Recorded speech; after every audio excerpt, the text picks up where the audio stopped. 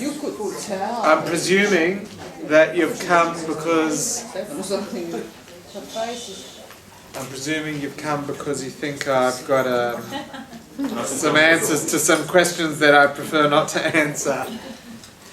I've only got a couple rules about this and next week's class. Normally I have no rules. Normally all questions are welcome. Tonight there is one caveat that I have to make, and that is that I'll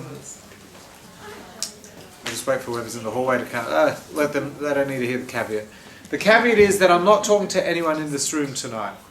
You are coming to hear academic information. The reason why I say that is because I don't want anyone to think I said something to them when that wasn't what I said. What I'm going to do tonight could land me in a lot of hot water. It could. On the other hand, it could also make me into a hero.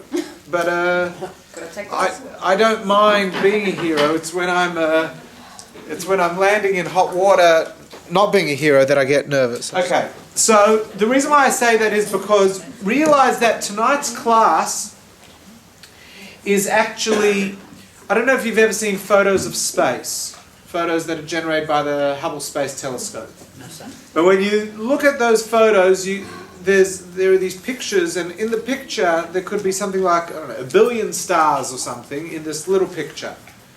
Or it might be a picture of a few galaxies. And you look at that picture and go, oh wow, space, it's so big, it's so beautiful, it's so whatever it is. But what you're looking at is not even a snapshot of space. You're looking at a snapshot of a corner of space. And from that picture you know nothing except what is in that picture. Now the reason why I say that is because tonight and next week, I have literally just taken a snapshot of some interesting discussions. What I'm saying this week and next week is not everything that there exists on the topic. I'm not talking to anyone here specifically. I will try very hard to control myself and refrain from answering personal questions. Can you then say this about me, or can you say this about my parents or about my child? I can't say anything. I'm not qualified. I'm not qualified. I am just relaying a message. That's it. And I'm willing to answer a lot of questions on the message. But it's very, very important that I open and close with the following statement. And that is that whatever I'm about to say is correct in theory, but the truth is it is impossible to know about whom I might be talking. Meaning, we're going to be talking about the generic. We're going to talk about examples. But as you're going to see, it is impossible for you to be able to discern whether you fit into this category or that category. Because what we're talking about has no manifestation in the world of physicality for you to be able to say, that's what he was talking about. So let's say I say, a recycled soul, a reincarnated soul is always born into a male body. You go, yep, I must be reincarnated. No, it doesn't mean anything. It does not mean you're reincarnated. It means absolutely nothing. It just means that reincarnated souls go into masculine bodies. That's all it means. You can't read into that. As a woman, it means nothing, and as a man, it means nothing, practically. But academically, it's fascinating. So that is my word of caution, and I suppose that's how I express my nervousness. I'm just going to ask everyone to make sure their phones are switched off. And I'm going to begin with hope. Hope for everyone. Hope for anyone that's not married. Hope for anyone that is married. Hope for anyone who's got kids. Hope for anyone who's got a parent. Anyone that has an interest in marriage. This is an important statement. It comes from the Talmud. The Talmud in Sota says that 40 days before the birth of a child, the shidduch, the match for marriage has been selected. The shidduch is made. And what the commentaries explain is this isn't 40 days before birth, this is 40 days before conception. Or other opinions say 40 days before the seminal emission. So whatever it is, early in the piece, from a spiritual perspective, it is understood that heaven has decided who we are going to marry. Now that's a very bold statement, and that's going to require a lot of clarifying. I only have one person I can marry. Do I have any choice in the matter? This sounds awfully archaic. Heaven makes a shidduch. That's it. It's done. Lucky for me, I got a beauty. But some people struggle. But that's what God wants. No. So hold all your questions. I never said God. I never said, all I said is heaven, God, whatever. I've made a statement from the Gemara. Now, something that we've got established very early on is that this whole topic is only going to address, every time I talk about a couple or a marriage, I'm only addressing a heterosexual marriage or couple, because the Torah only talks about, Talmud and Kabbala only talks about the heterosexual relationship, because it is a heterosexual relationship that allows for a new being to be created. It requires a male and a female to create another child. And therefore we are only talking in that context. I am going to talk about love a little later, but right now when I talk about couple, I'm not making a political statement. I'm not passing judgment. I'm talking about what it means to be a couple. And in Kabbalah, whenever we talk about couple, we are always talking about masculine and feminine energy, because the two are not the same, the two are highly complementary, the two are not always complementary, but we're going to say they're always complementary, and that's what we're talking about, because we're talking about product making. And product making requires input of both masculine and feminine energies. So that I'm just putting out there. I want to start with something that I spoke about late last year. Late last year, I brought an interesting medrash, a commentary. And the commentary says that when Isaac, who we all know, when he was 37 years old, his father took him to what would later become Mount Moriah to be sacrificed. And it says that Abraham held, and even if it doesn't say that, the art pieces depict Abraham held the knife up high. I'm sure there would have been a glint. It would have been a perfectly sunny day, because you don't get that glint on the cloudy days. And as he lowered the knife to Isaac's throat, he was going to shecht him. As the knife touched his throat, Isaac died. Now, we all know Isaac didn't die. We know that the angel yelled out and said, "Ah! It was a joke. It was a prank. Please, don't do that." But it actually says, in the Orach Chaim, it says, no, Isaac died. At that moment, Isaac died, and then he experienced the resurrection of the dead. What happened? At the moment that the blade touched his skin, his soul fled his body. At the moment that the angel said, "Stop," and that the will was not that Isaac should die, his soul returned. The thing is, as we discussed last year, the soul that left and the soul that returned were not the same soul. For the first 37 years of Isaac's life, he was a male with a female soul. His soul came from Nukva. His soul, if I'm not mistaken, I haven't got that in front of me, but his soul came from the same soul group as Eve's soul group. So he actually had a feminine soul. And as a result, he had no soulmate, because it was impossible as a male with a feminine soul for him to be able to produce a child. Now, just sideways, complete sideways, when a woman has a masculine soul, it is impossible for her to fall pregnant. Now, that's a good example of what I started tonight's class with. That does not mean every woman that can't have children has a masculine soul. That's not what I'm saying. What I'm saying is that if a woman has a masculine soul, she can't have a child. It is possible for a woman with a masculine soul to still have a child, as we will discuss a little, maybe, we'll discuss a little later, if she has an Ibur soul. If an additional soul enters her, that of a feminine soul, then that will allow her to physically fall pregnant. This is 101 teachings of the Arizal. Most of this week and next week's classes are going to be coming from the writings of the Arizal. And, I'll tell you something funny. I haven't really found a term in Hebrew for soulmate. This is an English term. Not only have I not found a phrase for soulmate, there is no book of soulmates. You would have thought, this is an easy topic, soulmates. Go find the Kabbalistic text that talks about soulmates. You don't have that. As I've explained many times, just because we find things interesting, it doesn't mean that some rabbi or some scribe or some scholar many years ago said, I think people will like that, we'll write about it. The concept of a bestseller is a modern invention. The concept of well-selling books and novels, that's also something that's always existed. But in the academic world, it wasn't about what would be popular. It was always about what was important to record. So there is no...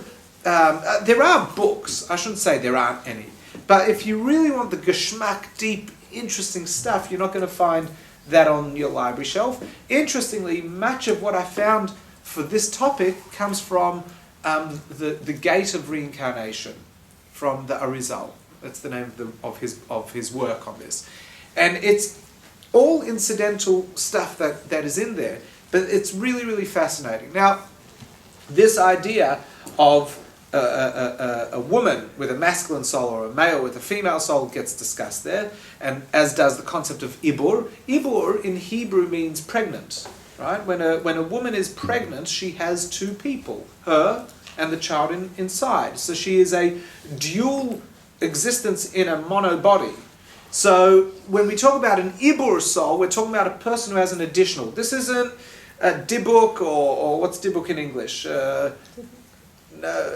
Besides, what are they all? It's usually in South American countries. A what? Possession? Yeah, it's not a possession of some demon or anything. Ibur is a beautiful thing. If you have an Ibur, consider yourself blessed. An Ibur is that an additional soul has attached itself to you and will only contribute positively. It says in the Talmud that not many.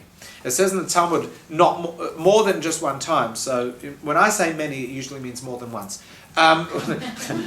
When it says in the Talmud that it would happen that rabbis would have an Ibur soul enter them, and with that they gained incredible intelligence, additional knowledge, because now they've got their soul. Plus, an Ibur soul is usually from a very lofty place, and if it can connect with the person's consciousness, it opens them up to a whole lot of new wisdom, not knowledge, wisdom. So Yitzchak didn't have an Ibur soul. When his soul re-entered him, a masculine soul entered him. Now, why? How do we know this? How do we know this? And as I explained last year, we know this. The Rechaim learns it out because when we finish getting told one of the most dramatic stories in our history in the Torah, the story of the Akedah, the story of the attempted sacrificing of Isaac, what is the very next story we get told? In a faraway land, there was a man and he had a baby girl. No miracle story, no news about the family. All we know is that they are tuchas mishpacha with Avram and Sarah. That's all we know. And that is how the story ends. Isaac lived and he didn't get sacrificed, and in a distant land his cousins had a baby. The reason why this is significant is because that baby was Rebecca. The moment that his soul entered his body, a new soul entered his body, a masculine soul, immediately a feminine soul had to be in this world so that he could have a shidduch. What does that tell us? That prior to the sacrificing of Isaac, Isaac was never destined to get married or have children. It wasn't going to happen. Now that, and the Zohar says because he was destined to die on the altar, there was a change in the plan, and therefore there was no need for a soulmate. But because a male soul came into this world, there was a female soul that was sent into this world. And therefore we're told that in a faraway land, a girl was born. And that is why it has such an important connection to the story of the Akedah. Okay, so you just said this whole thing about right? So 3 years after the Akedah, that's when he met her? I'm not going to go into... I'm going to take questions at the end, but just to say that depending on which medrash as to how old she was is when he met her. So some opinions say she was 3, some opinions say she was a teenager, some opinions say she was older. So whichever opinion you go with, that's when he met her, yeah. Okay, so let's just, coming back here. What do we know so far? That everyone has a soulmate, because we're told that heaven says that before a child is born that they are destined to marry someone else. Number 2, we're told that if a male soul is born, then a female soul enters this world. It's important to understand, and I'm going to go into this in a little more detail shortly, is that male and female souls are often front and back of the same soul. What does that mean? Everyone's heard of Adam. Everyone's heard of Eve. In the beginning, God created Adam. That wasn't his name. That was his description. He was an Adam. An Adam is a human. It's not a man. It's not a woman. An Adam is a human. And this human, if we look at the Midrashim, at the commentaries, is described as actually having both male and female components, possibly 2 faces, possibly a form of Siamese twin. Whatever it was a complete whole. It was only after some time, hours, that Adam would be split, and then the man would become Adam, and the woman would become Eve. And so where does Eve come from? Adam. Where does Adam come from? Adam. So Adam and Eve are actually the masculine and feminine of a single being that are later separated only to come back together. It is only once they come back together that they have children.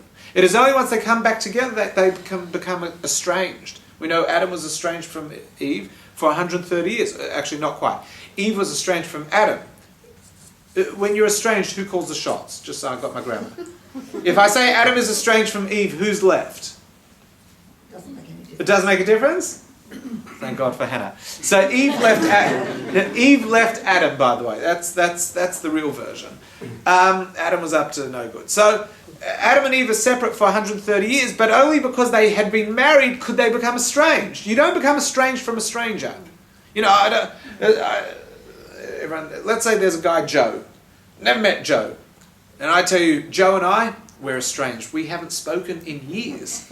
So we've never spoken. We're not estranged. We don't know each other. You can only be estranged if you're separated from someone.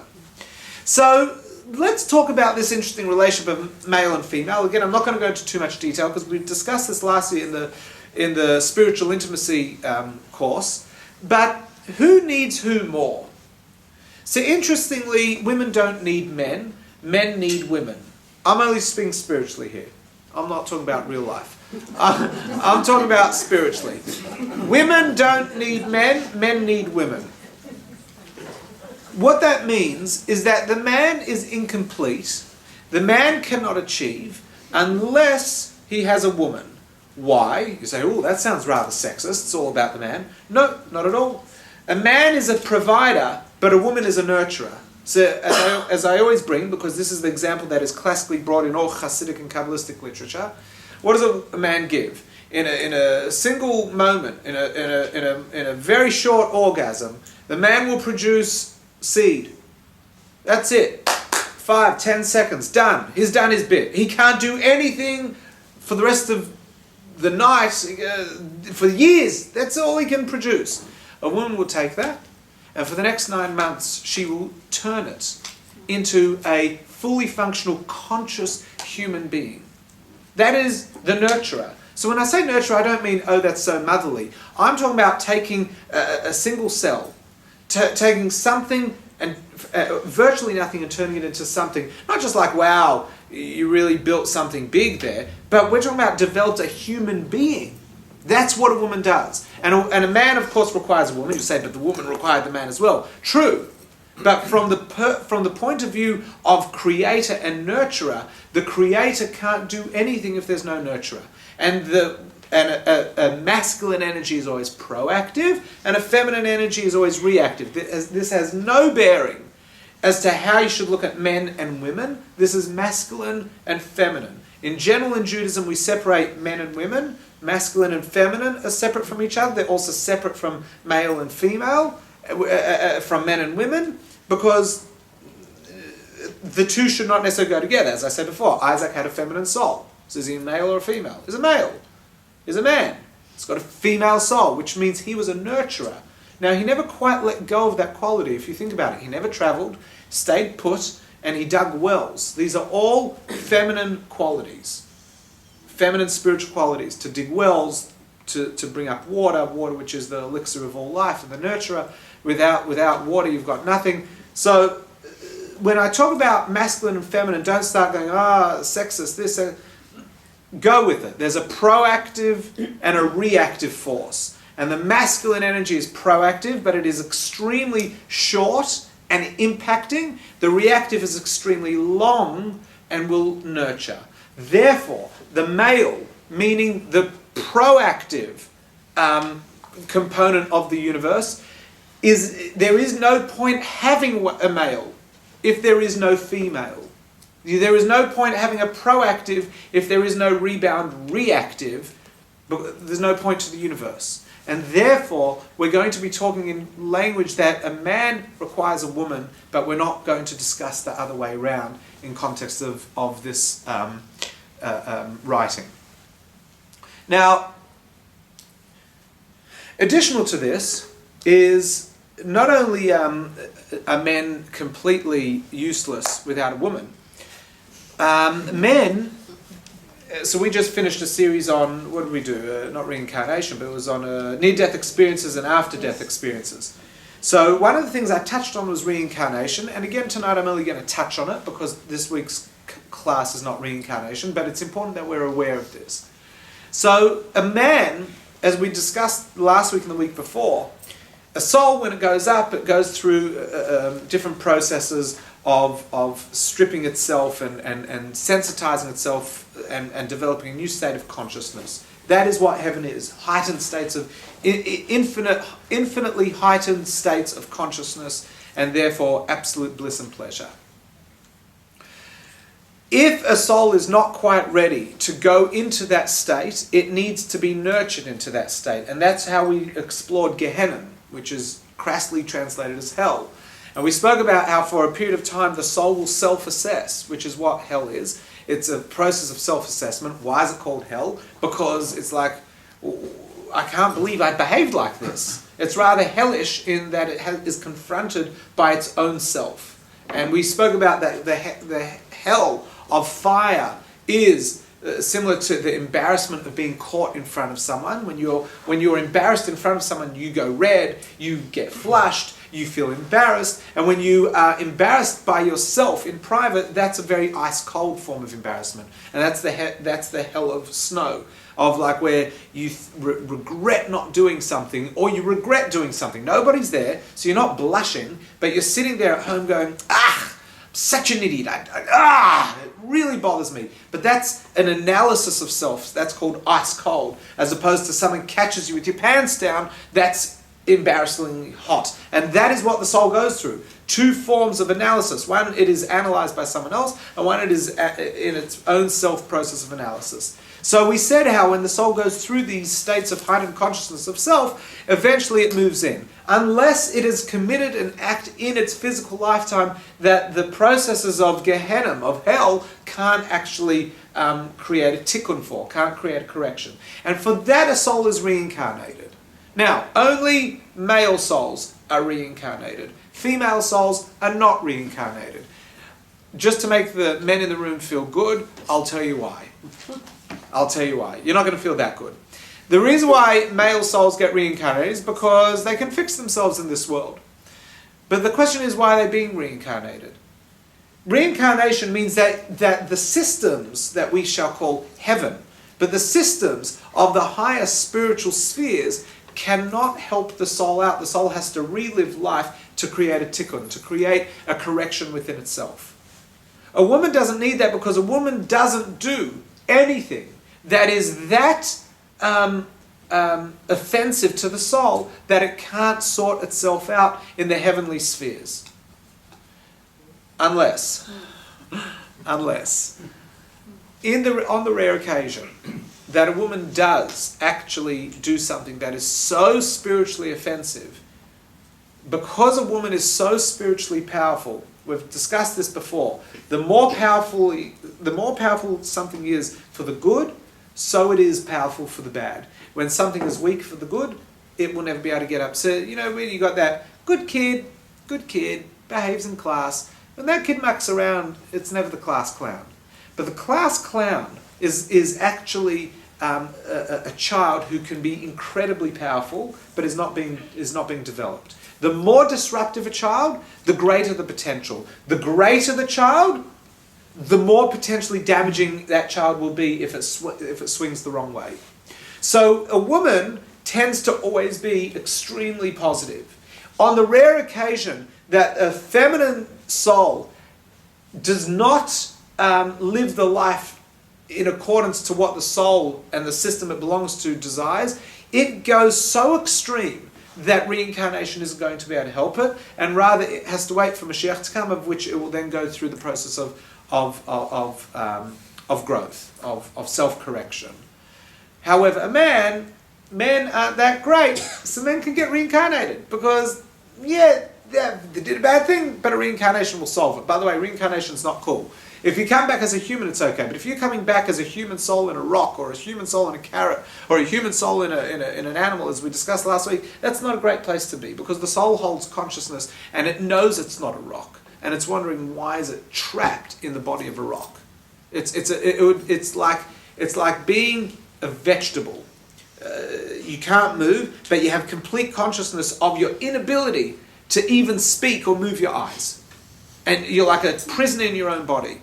And it's a very, very sad state. Now, so I just raised that so that we understand that women don't require reincarnation. So then how did you all get here? So either you're a bunch of fresh souls, or you have been reincarnated not because you need to be reincarnated, but because someone else needs you to be reincarnated. So when we said a male comes into this world, there is a female component of that soul group that needs to enter this world, because you can't achieve alone. Humankind wasn't made to be alone. We must always be with a partner. We must always be in a position to try to create, and therefore we always have a life partner. Depending on why a man comes into the world will define what sort of woman has come into the world. Depending on what the masculine soul needs to achieve will define what sort of feminine soul needs to come into this world. I'm going to go into that shortly, but what I want to say is that if a female soul is, reincarnated, it is because her masculine partner needs her back in this world with him. If the masculine soul did not need to come down, the feminine soul would not come down. So once again, we've got the classic example of where a woman can look at her husband and say, you get me into such problems. Your stupidity is costing me. Exactly. Exactly. No ring. Because of that. Well, Sorry. As I said that it was the sex. Well, we're just going to move on. So I want to just discuss this a little further. Actually, no, I'll go into it now. A man comes into this world for one of three reasons. A male comes into this world. I'm sorry, these words are all so synonymous when we speak that. A male comes into this world for one of three reasons. Either to achieve something, or because it needs to correct something that it didn't achieve in a previous life, or it needs to correct something negative that it did in its previous life. So it's either to achieve something new. So we could have 613 reincarnations because we have 613 things to achieve. So either, and in that case, a woman's soul would also be reincarnated because there she's not being punished, she's coming to achieve something in her own right. Everything that I said earlier is we're talking about in context of negativity. Or a person comes into the soul because there was an opportunity which was lost in a previous lifetime, or it's to correct something. That last one is what a woman doesn't get reincarnated for, to correct something, because a woman doesn't need to correct anything. Over the course of her life, she will have been able to correct any wrong that she has done in this world. So one of these three reasons brings a male and a female soul into this world. In Yevamot, which is Talmud again, it tells us, and I've just got it on the screen, that this is an old Israeli custom. When I say old Israeli, I don't mean just it was an old Jewish custom, but this was a custom that was done in Israel. And when I say old, I mean for a couple thousand years.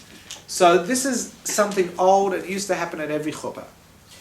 They would come to the groom after the chuppah, and they would say, "Have you found a wife?"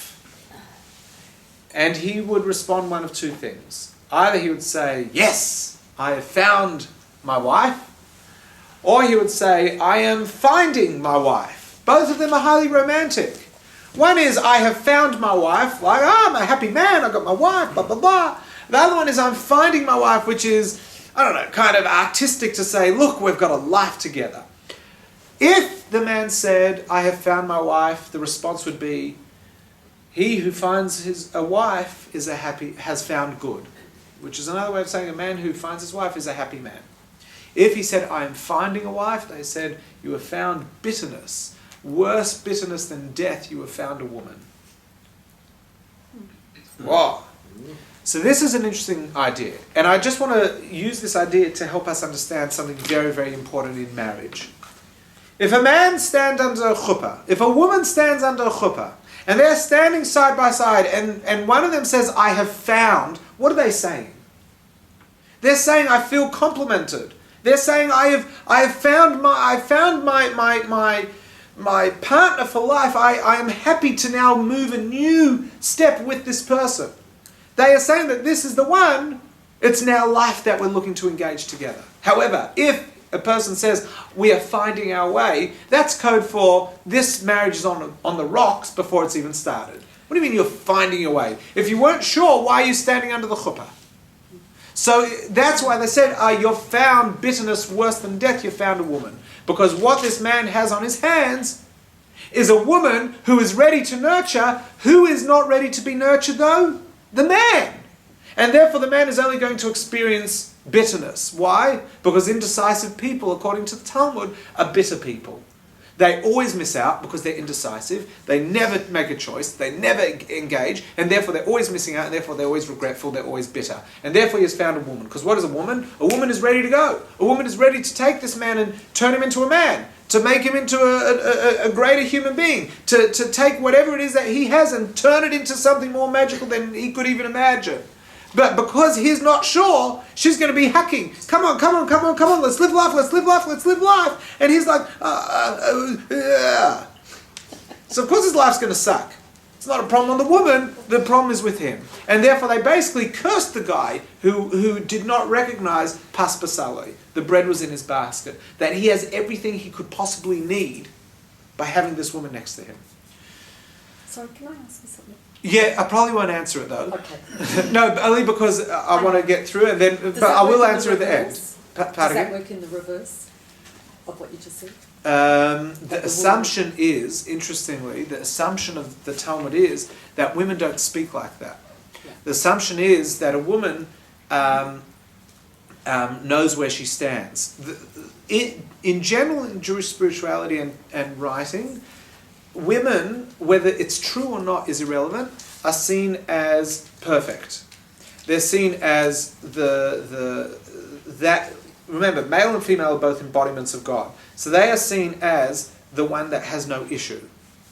Traditionally, women have no issues, men have all the issues. I'll give you a classic example. Men have to wear a yarmulke, women don't. Why? Because a yarmulke is a yorei malka, hence yarmulke. Yorei malka means fear of heaven, or a kippah. Many people call it a kippah. A kippah means it surrounds. A man needs this because he needs a cloth. He needs something on his head to constantly remind him that there is something surrounding him and above him. Why doesn't a woman need it? Because a woman doesn't lose control over her ego like a man does. So in general, we find actually Torah to be very reverse sexist. I don't know why Torah has been sold as a male chauvinistic text. I don't know why the men did that to it. probably because of an inferiority complex that they have, because Torah is not in love with men like it is of women. It sees women as the divine partner to the man. It sees the man as the one that requires far more tikkun than women. So that's why the Talmud probably would not be talking about what does the woman say, because the woman will always say, I have found, because she's happy to progress with life.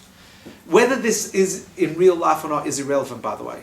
Of course, women can be indecisive. Of course, men can be indecisive. Of course, women can be unhappy. Of course, men can be unhappy. What we're talking about is academically, of course.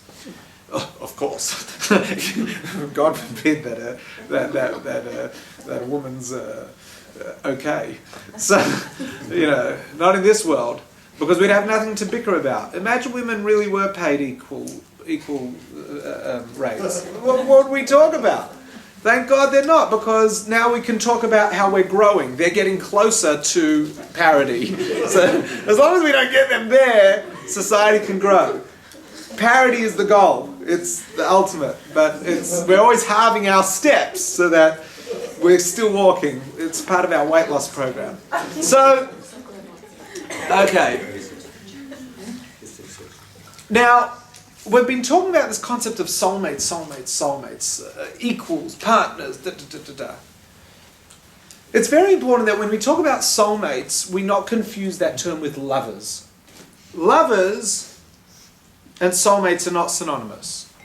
You can have a partner in life who is not your lover in the most romantic, whatever the best selling trash book on the shelf right now on Amazon and Barnes & Noble is.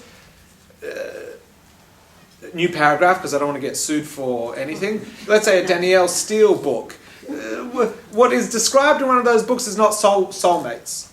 Now, the reason why I say that is because often I marry many couples off, and couples sometimes really cheese me off.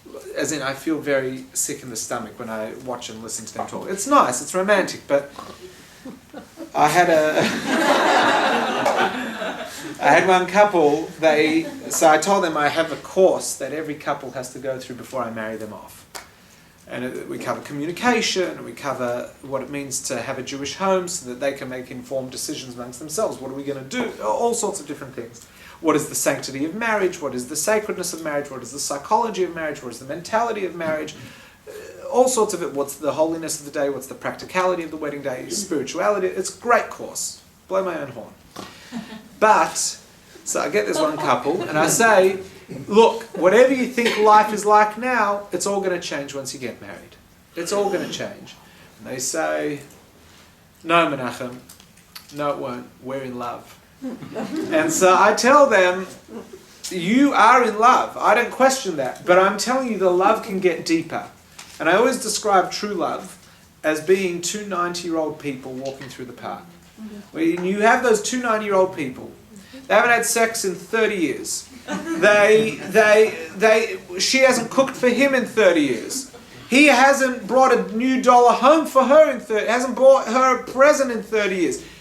Obviously 120, not 90, because that would be pretty bad if at 60 he goes, well, I'm retired. Looks like, so let's say he's 120. They're walking through the park. They get nothing physically from each other. There is no quid pro quo. There is no bartering. There is no charming. It is just being. Now, I know a few people who aren't 120 who genuinely have reached this level, and they are rare and few. A person that they haven't got a bad feeling, a negative thought, or a single sad thing to say to the other. In fact, they've got nothing to say. All they want is to be in their presence.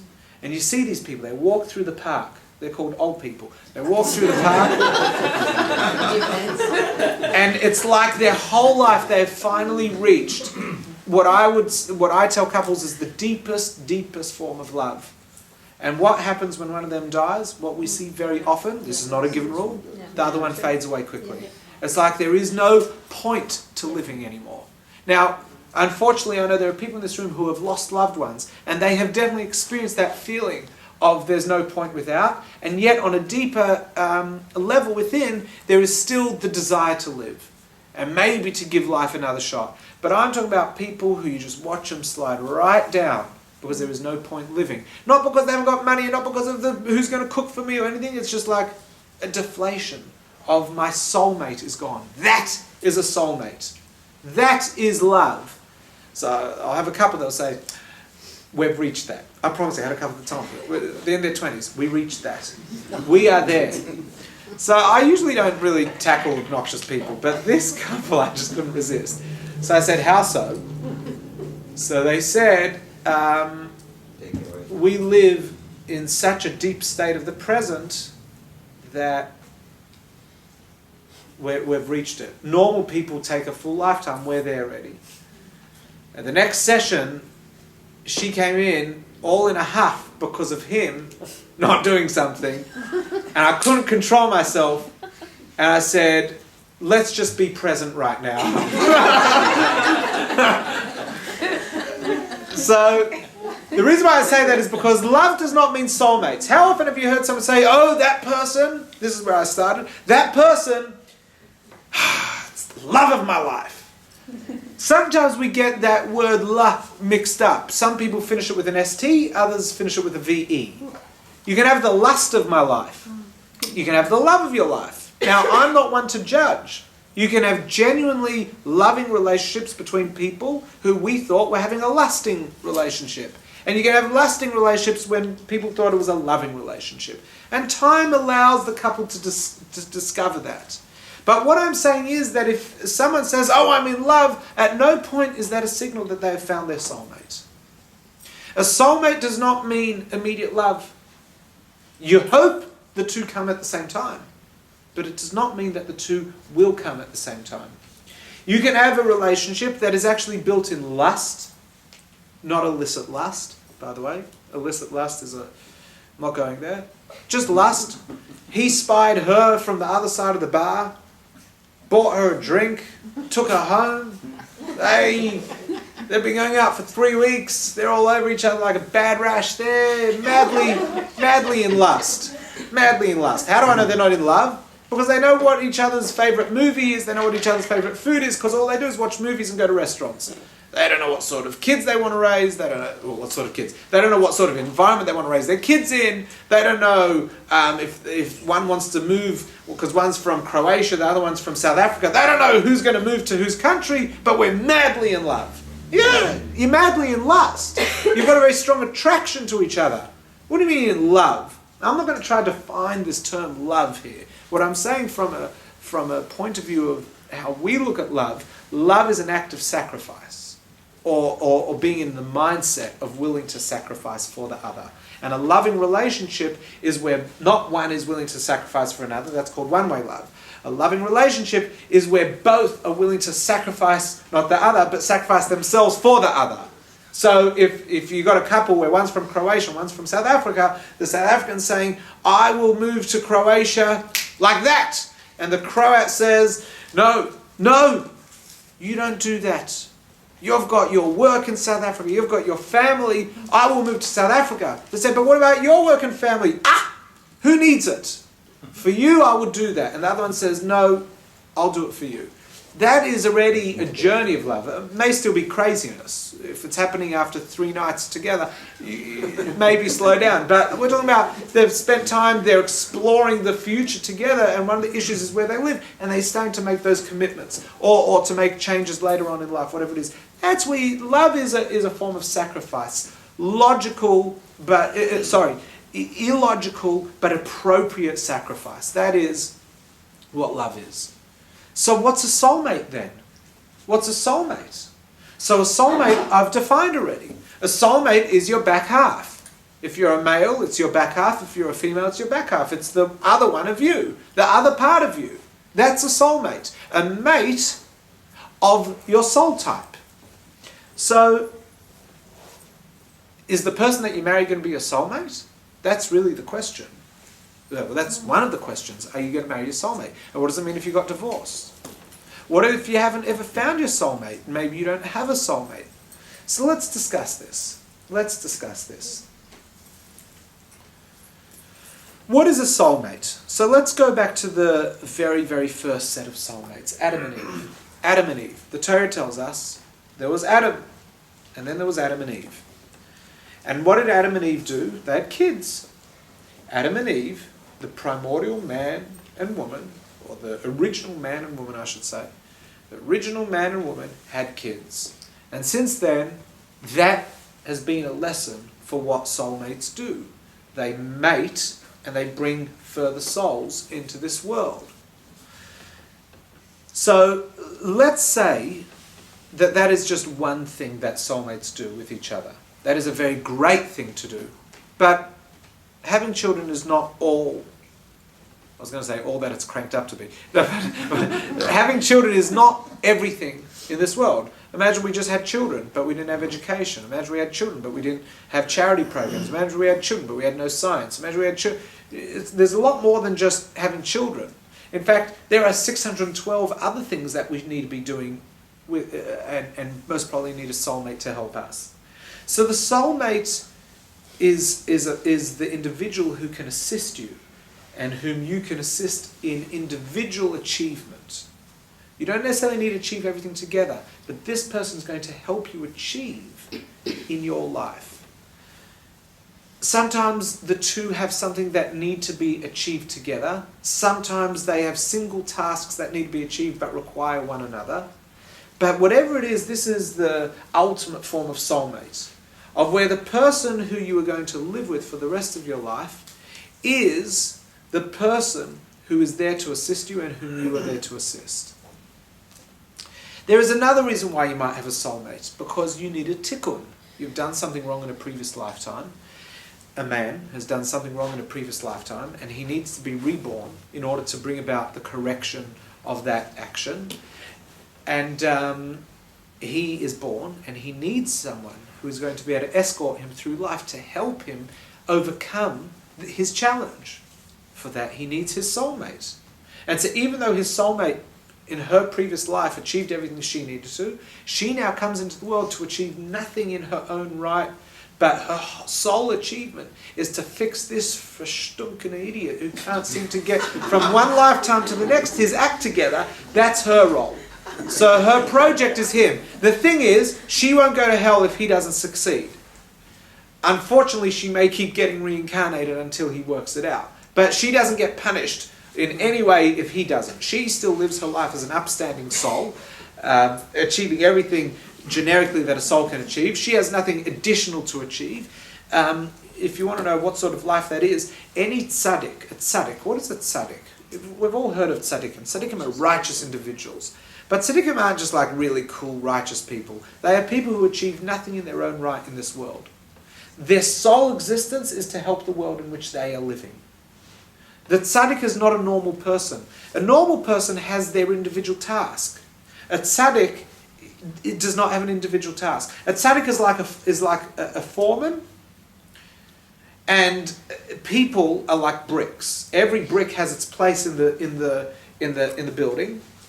The foreman isn't even in the building. You'll never see a sign of the foreman once the building is done. Not in the roof, not in the walls, not in the glass. You'll see the skill sets of the architect. You'll see the skill sets of the glazier, of the bricky, of the plumber, of the sparky. But you will never see the skill or the input that the foreman had. The foreman is a hidden individual who doesn't live for themselves. It's not their house. It's not their business. They are complete tools that leave no mark of their own. That's a tzaddik. The sole role of the tzaddik in this world is to ensure that the world is in a better place. The sole existence of the rest of us, and yes, I'm being pretty much general. I am generalizing because it's safe to assume that, because the vast majority of us are not tzaddikim. We are here to be bricks in the building.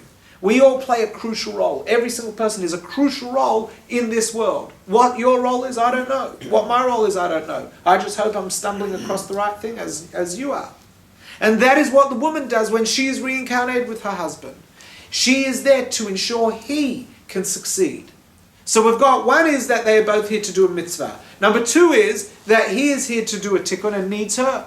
Or it might be some other mission that they as a couple need to achieve, which I'm not going to go into right now, because it doesn't make a difference. You're not going to be able to say, oh, that's us. You can't say that. No one here knows why we're here. No one here knows whether you're here for the first time or whether you're here for the 10th time. No one knows if you're here for the 10th time because there are mitzvot that you still need to achieve. You've been here since temple times, coming through different periods of history to achieve things, or whether you're here because you keep doing naughty things. No one knows. Nor is it even safe to assume. You must assume that you're here for both. You must assume that you are in this world to correct something that you've done wrong, which means you're going to be extra careful with your conduct in every aspect of life. And you will also assume that you are here to achieve mitzvot, which means you're going to try to achieve things in every interaction in life.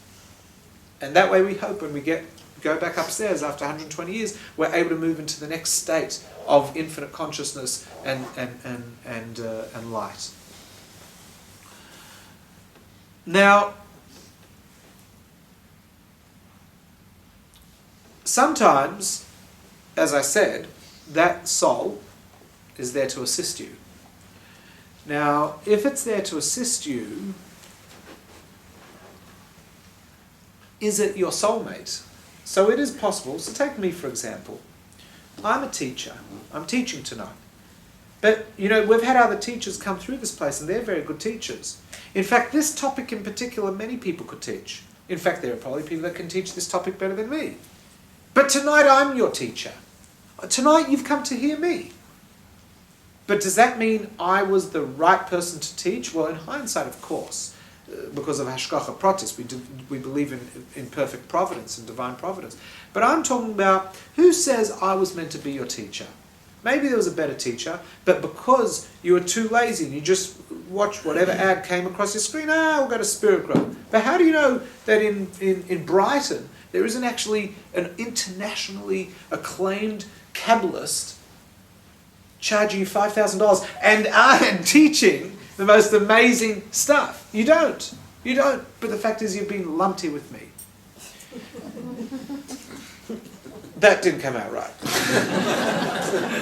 So you're here with me learning. Is anyone thinking, gee, I've been ripped off. This is a waste of my time? I hope not.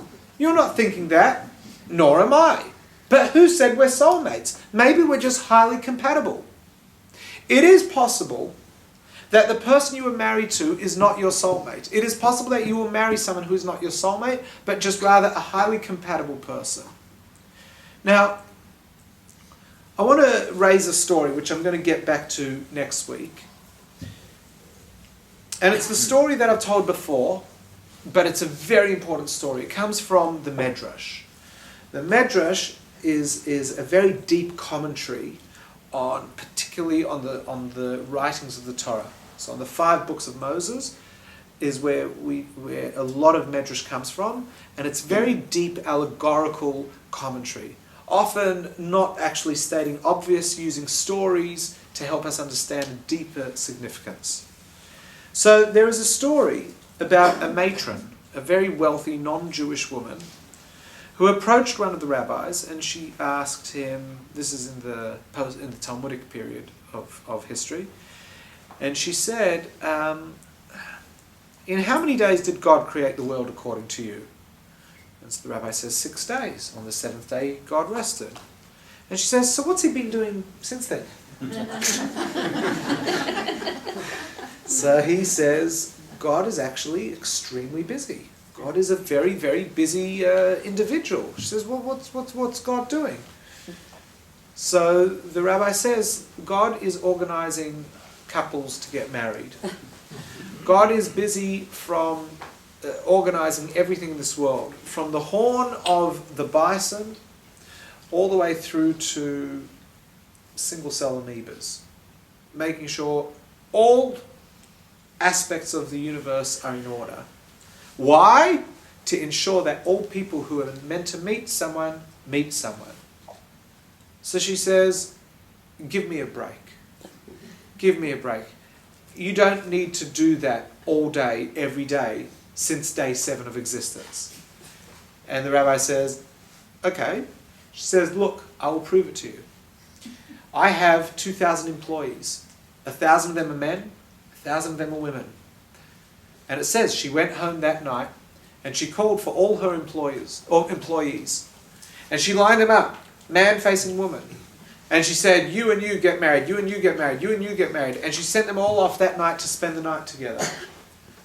After an hour's worth of work, she retired, feeling rather fulfilled, because it says if you make one shidduch, you go to heaven, or whatever it is. 3, don't make it so hard. Well, let's keep it with 1. She did 1,000! 1,000 in one night! Just like that. The next day, the Medrash says, this man came with a wounded head. This woman came with a broken arm. This person came and complained to her, why did you force me to go home? And she realized it's not as easy as she thought. Now, she goes back to the rabbi. I hope this rabbi wasn't a member of the divorce court, because he would have made a killing. And she says, indeed, God is great. Indeed, God is great. So we've got to explore this medrash. She's saying, the medrash is saying that God spends all day orchestrating marriages. Now, we all know when people meet each other for a first marriage, usually, it's quite seamless.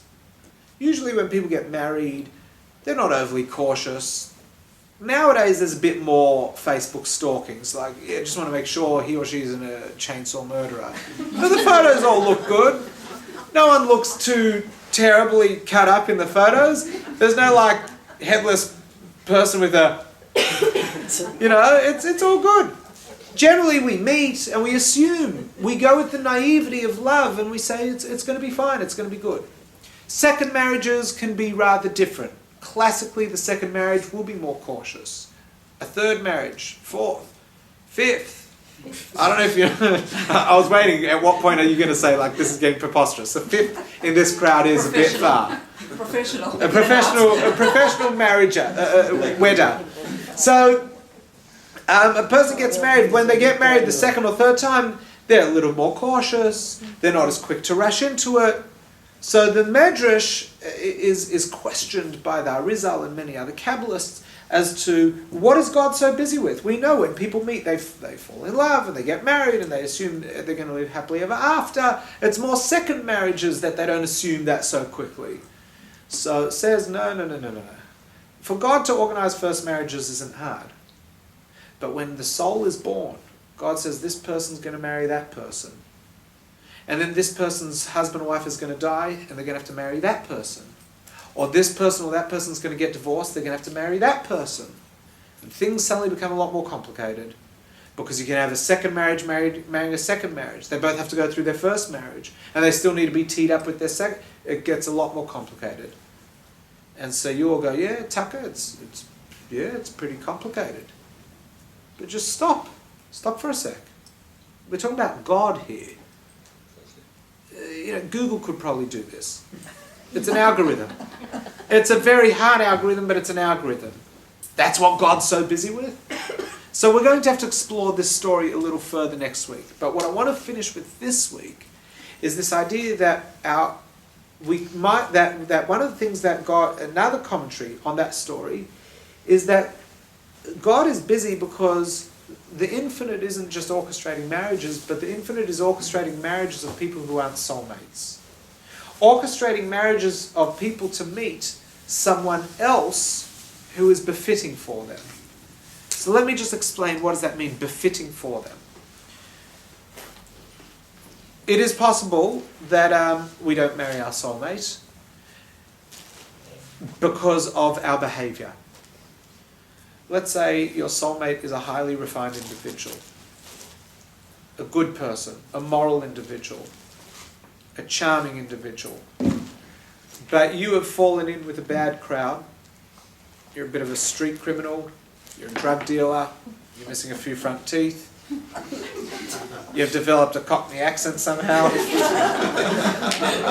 and you walk around in tracksuits all day. If my wife heard me say that, she'd say, you walk around in tracksuits all day. And my wife's quite sophisticated. Not that there's anything wrong with that, that's right. I wish you'd tell that to my wife.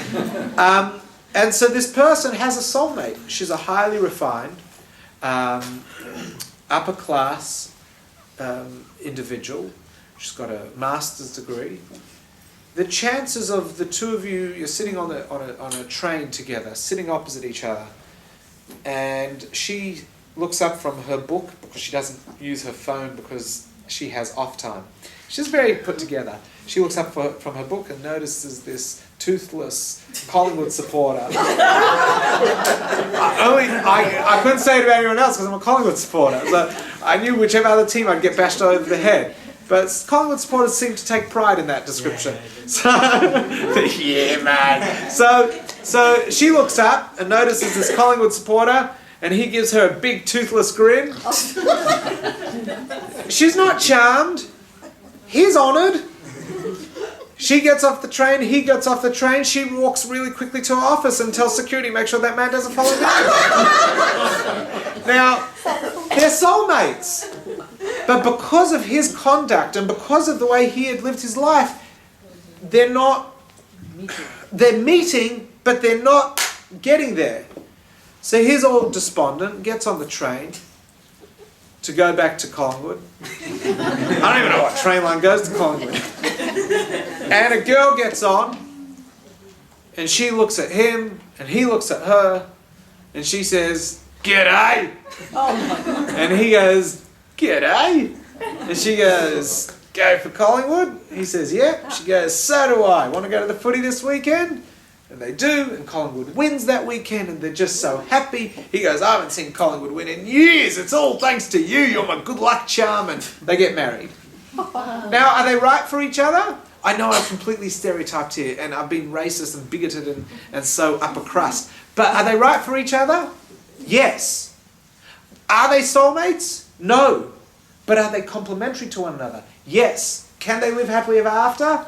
Yes. So are they soulmates? No. So next week what we've got to explore is the nature of such a relationship, as well as what happens if we leave such a relationship, as well as tendencies in such a relationship, and how can we get back on board with the soulmates. Now additionally, we need to go deeper into this idea of souls being hewn from the same source. We need to understand more about how the infinite works to orchestrate that everything meets, because was this a mistake? Was this a mistake, the shidduch that I described? And then we also have to talk about, can you have a hard relationship with your soulmate? And the answer I'm going to tell you right now is yes. And the reason why I'm saying that is because often people will say, "Oh, I had a shocking first marriage, that person was not my soulmate." Or someone will say, "I've been married for 50 years to this person and life's been really challenging. I hope it wasn't a mistake." So next week we're going to explore the easiness of a marriage has nothing necessarily to do with whether the person is a soulmate or not. And we have to discuss, we have to revisit some Ibur material, and then we have to get to the final topic, which is marriage. But let me just answer a couple core questions that were on the flyer. Out of tonight, we are concluding that everyone has a soulmate. We're also concluding that you may not necessarily marry your soulmate, but we're also concluding that's not a problem. As long as the person is a complementary soul, it is not likely that you are going to marry a non-complementary soul, because the orchestration process won't allow for such a thing. And we'll discuss that further next week. We're going to actually discuss the fact that we are under the chuppah. Does that carry any significance? And that's going to come up in next week's class. All right? Thank you. All right? Good. Good. So next week is the last week of this, and then we start a new series. We're going hard. The last series before Pesach is going to be on personal liberation, a very different sort of content, but exactly the same sort of sources and angle. Have a good night, everyone.